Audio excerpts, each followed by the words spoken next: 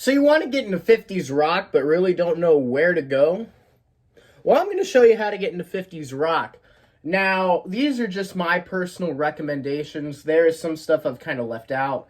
Some stuff I kind of put in here kind of just to give it a little bit more light, but I feel like these artists and albums are kind of the way to go as far as getting into 50s rock.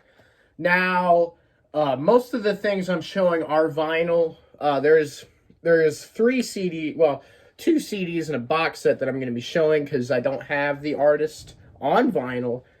But everything else I'm going to show is going to kind of be a good one-stop shop into getting into certain artists.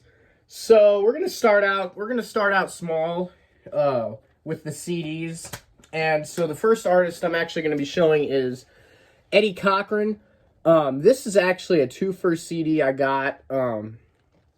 It's Eddie Cochran singing to my baby, and 12 of his greatest hits, which is kind of a studio album, kind of not. It's kind of categorized, but Eddie Cochran is a very underrated. Well, let me take that back. He's not necessarily underrated, but I wouldn't say you would see him kind of in the line of like an Elvis Presley or anything, but he makes a lot of great rockin' tunes. Stuff like Come On Everybody, Summertime Blues, Absolute Smokers.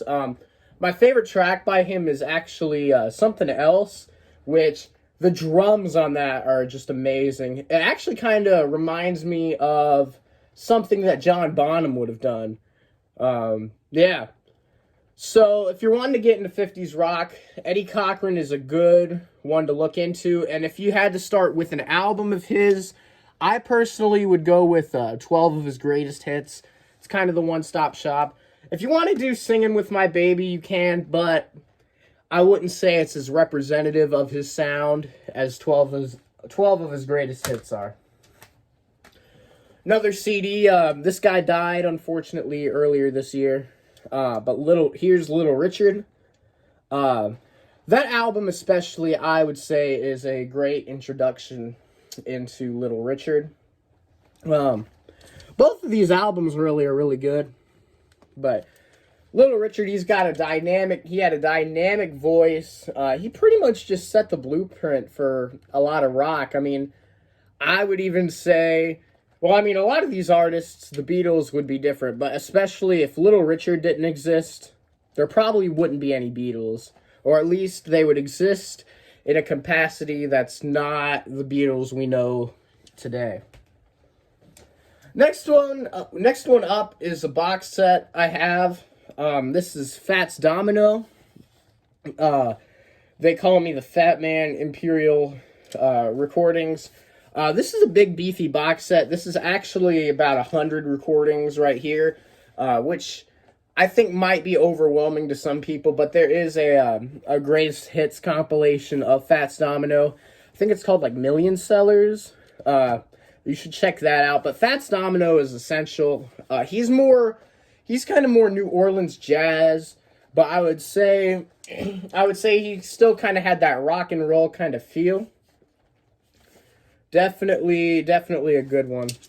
And I just realized there is actually one I left out. One really, really important one that I left out that I'm going to show because it is important. And I'm going to show that now. Jerry Lee Lewis. This is his first album for Sun. He's kind of like Fats Domino and Little Richard as far as just playing piano. But he kind of has like a bit of a hillbilly kind of vibe going with him. So yeah, Jerry Lee Lewis. This has a lot of great stuff right here. This has High School Confidential, Matchbox, Jambalaya. A lot of great stuff. So you can't go wrong with Jerry Lee Lewis. Now, next one I'm going to show I'm a bit biased with because I love this album. This is at least in my top 5 favorite albums of all time. Ritchie Valens' debut album. I think this actually came out, depending on the source, came out either shortly before or shortly after his death. But it had been planned it had at least been planned, and there are pictures of him holding a copy of this album, many presume to be a promo, but this right here just showcases the young and great talent that Richie Valens really was. Lot of great rockin' stuff. La Bamba, he took a Mexican folk traditional and just amped it up. Come On, Let's Go is a nice smoker as well. And then he's got ballads like Donna and We Belong Together that kind of showcase a bit of a more somber side with him. But yeah, if you're just looking for a great all-around artist, I would definitely pick Richie Valens. Unfortunately, there isn't really a whole lot past this. There's maybe about, I think he only recorded maybe about 23 tracks, like, in the studio in total. So really not a whole lot. But if you're wanting the best of the best, I'd go with this. Now we're going into a bit more of the rockabilly territory.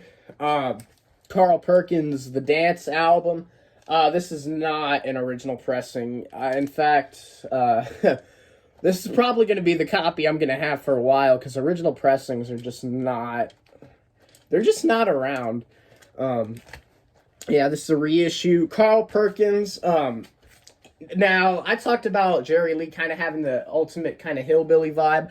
I would say Carl Perkins kind of inhibits more characteristics of rockabilly. I would say if there's anybody on this list who is just the pure definition of rockabilly, it would be Carl Perkins. He's got great tracks like Blue Suede Shoes, Boppin' the Blues, Matchbox, Your True Love. A lot of great stuff. And the thing with these albums, too, that I'm showing, is they're not very long at all.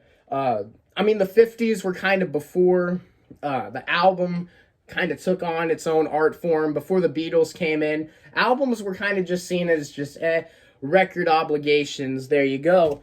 But if you listen to some of these albums, they got a lot of great stuff. So, yeah, Carl Perkins' The Dance album, I recommend. And now, this one I'm showcasing mainly because it's, along with the Jerry Lee, this is a prized possession. Blue Jean Bop by Gene Vincent and the Blue Caps. This is an original pressing, which I'm really proud to own. But yeah, he's kind of like if you put Eddie Cochran and Carl Perkins together, you'd have Gene Vincent. Gene Vincent is just the pure embodiment of rock and roll. He can do slow songs, and he can do fast songs as well. Great all-around stuff. The musicianship on this album is great, too. I mean, it's no Led Zeppelin, but, I mean, Cliff Gallup plays the lead guitar on this. It's amazing. And, of course, Gene Vincent, just as a vocalist, is wonderful. Wonderful. So, yeah. Gene Vincent and the Blue Caps. And then, now I'm showcasing a bit of an underrated one. Johnny Burnett and the Rock and Roll Trio. This is not an original pressing. I would do a lot of things to get an original pressing, let me tell you. Again, he's kind of like Jerry Lee, and not Jerry Lee. He's kind of like Gene Vincent, but I would say he's more like scream out there.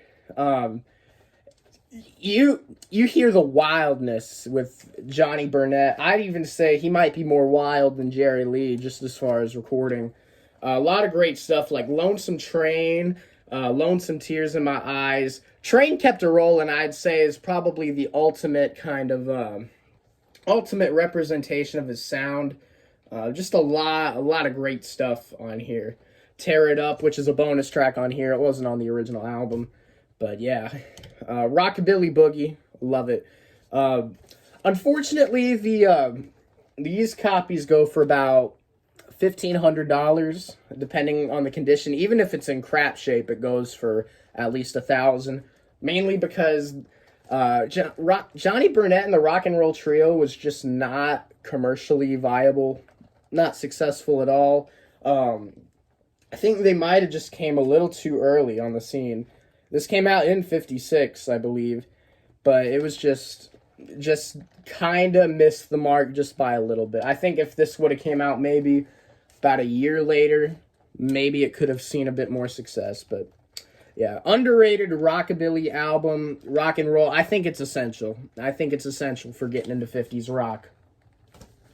Now we can't have a 50s rock list without the king of rock and roll himself. I mean, people kind of debate all around, but Elvis Presley. I'm holding up a Friday music pressing of the debut album. I'm actually in the process of getting an original, but Elvis Presley debut album. It's not my favorite Elvis Presley album. Actually, my favorite is actually for LP fans only. But I kind of wanted to stick more with studio albums, at least as close as I could get. So yeah, this is Elvis Presley. A lot of good stuff on here. Blue Suede Shoes, the more famous version, is on here. I would even say the version of Blue Suede Shoes blows out Carl Perkins' version. And then I Got a Woman covers the Ray Charles song, really just rocking. And then some people don't like Blue Moon. It's a slower, kind of more wistfully song, but I like it. It kind of shows the variety that Elvis could do at this time in his career. This was his first album, and honestly, for the time being 1956, this is a great great first impression. All right, so now I am cheating a little bit. I mean, I guess I did cheat with the Fats Domino, but Chuck Berry is a great artist, don't get me wrong, but I feel like if you listen to his albums, I feel like you might I don't know. There's just something about this hits compilation. I feel like listening to a Chuck Berry hits compilation kind of gives you a bigger grasp of Chuck Berry, and I also feel like there's a lot of filler on some of his just studio albums, but this right here is just a great album, great compilation all around. It flows together really nice. It's on Chess Records. This record came out in '82, but I mean, they've been repressing it a bunch of times. You could easily get this for about $20. Chuck Berry. I'm actually not. I mean, I love Chuck Berry, but I wouldn't say I'm the biggest Chuck Berry fan. But you can't deny his guitar ability. He pretty much, like Little Richard, he just wrote the book for rock and roll guitar players. There was a famous quote by Ted Nugent, which, I mean, famous quotes and Ted Nugent probably shouldn't normally go together, but he did say, if you don't know any Chuck Berry licks, you're not really a good rock and roll guitar player. So yeah, the great 28 Chuck Berry. And then for the final piece, I show this kind of as the best for last because I believe this guy is the best 50s rock artist, in my opinion. It's Buddy Holly, the Chirping Crickets. Now, I don't have his self-titled, and I easily could have shown that, but I decided to show the Chirping Crickets. This was in '57. Just great all-around album. I have a reissue because the original pressings go for a lot. At least 200. But yeah. Buddy Holly just kind of... When I listen to Buddy Holly, I kind of hear a lot of just promise. And the fact that he kind of just had a lot of... even though he was a 50s rock guy, he wasn't like a lot of the 50s rock guys. I mean, you have guys like Elvis and Little Richard kind of singing about how much macho, kind of bravado kind of stuff. But I feel like with Buddy Holly, I feel like his songwritings, and also with Roy Orbison as well, Buddy Holly's kind of more emotionally vulnerable, which is not something you get a lot with 50s rock. And that's what I like about Buddy Holly is I feel like Buddy Holly is more relatable, and he was just a great all-around arranger. I mean, you listen to the last recordings of Buddy Holly, and like even in his last recordings, he was trying to one-up himself by incorporating the orchestra.